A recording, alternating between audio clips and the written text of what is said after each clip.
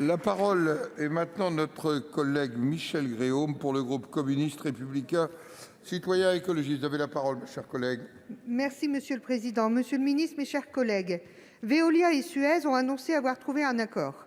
La bataille pour l'or bleu et les déchets se termine donc par un compromis de bon sens, selon certains. Cet accord préserverait l'intégrité de Suez sur le plan social et industriel, tout en lui permettant de se recentrer sur les activités françaises de l'eau et des déchets. Le nouveau Suez devrait être détenu par des actionnaires sans doute majoritairement français, avec les fonds Méridian, Ardian et l'américain GIP, qui doivent s'engager pour 4 ans à maintenir l'emploi et les acquis sociaux. Bref, tout va bien. Le Gouvernement se félicite du transfert de la gestion du service public de l'eau et de l'assainissement, de la gestion d'une ressource naturelle fondamentale, au profit d'acteurs qui n'ont ni le savoir-faire ni les capacités financières, avec des engagements de court terme sur l'emploi et les acquis sociaux. Qu'en sera-t-il dans 4 ans? Et quel sera l'avenir de la recherche et du développement, filière d'excellence de Suez? Vous acceptez une nouvelle désorganisation industrielle et laissez se mettre en place un monopole privé dans un secteur aussi essentiel, sans vous inquiéter des conséquences pour les collectivités locales et les usagers. Monsieur le ministre, quels engagements fermes seront pris pour assurer la pérennité des emplois et des activités dans le nouveau Suez? Merci. Pour vous répondre, la parole est au ministre délégué en charge des comptes publics. Monsieur Dussopt, vous avez la parole. Merci, Monsieur le Président, Mesdames et Messieurs les députés, Madame la députée Gréaume. Pardonnez-moi, Mesdames et Messieurs les sénateurs, et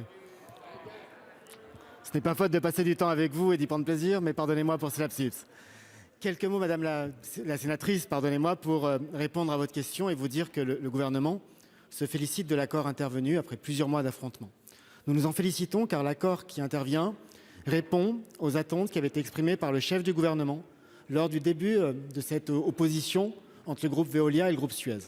Nous voulions, et le Premier ministre l'avait rappelé, un accord qui ait une logique industrielle, une logique de souveraineté, qui soit respectueux de la concurrence au bénéfice des collectivités locales et respectueux de l'emploi.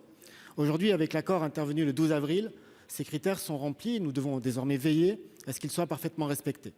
Nous allons assister à la création d'un leader mondial autour de Veolia avec 37 milliards d'euros de chiffre d'affaires dans l'eau et dans les déchets. Nous allons voir naître un nouveau Suez, pour reprendre votre expression, dans l'eau et les déchets au niveau français, avec un chiffre d'affaires prévisionnel de 7 milliards d'euros. Et comme vous l'avez vous-même rappelé, des investisseurs majoritairement français, investisseurs de long terme, ce qui est gage de sécurité pour l'ensemble de l'entreprise et des emplois. Le groupe Veolia a réitéré sa volonté de tenir l'intégralité des engagements sociaux qui avaient été pris. Et là aussi, nous veillerons de manière extrêmement attentive à ce que ces engagements soient tenus. Et enfin, cet accord consacre aussi un certain nombre de décisions, notamment l'arrêt des procédures en justice, l'arrêt de la cession accélérée des actifs de Suez ou encore la désactivation du projet de fondation néerlandaise. J'ajoute enfin, et je crois que cela répond à une de vos interrogations, une de vos inquiétudes, que le périmètre de Suez, du nouveau Suez, je reprends à nouveau votre expression, au niveau national, est un périmètre préservé, ce qui garantit des conditions de concurrence pour les collectivités locales qui travaillent avec ce groupe comme avec les autres groupes en matière d'eau et de déchets, qui sont des conditions de concurrence que tout le monde attendait et que tout le monde sollicitait. Désormais, cet accord doit être mis en œuvre. Nous serons attentifs à ces 4 points avec Bruno Le Maire et sous l'autorité du Premier ministre. Le projet industriel, la compétitivité, la préservation de l'emploi et la volonté que, pour les collectivités locales, les règles de concurrence soient respectées, car c'est aussi les conditions pour accéder à un service au meilleur prix. Madame Gréaume. Monsieur le ministre, ce n'est pas un accord amiable, c'est une trahison. Trahison pour l'intersyndicale de Suez, tenu totalement à l'écart des négociations. Trahison de l'État qui n'a plus prise sur ces entreprises absolument stratégiques. Pourtant, il y a urgence à garantir un droit effectif à l'eau, ce que nous proposerons demain dans l'hémicycle.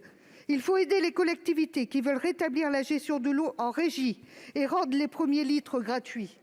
Et il faut maintenir l'emploi et les filières d'excellence dans notre pays. Et c'est ce que cette fusion fragilise. La parole est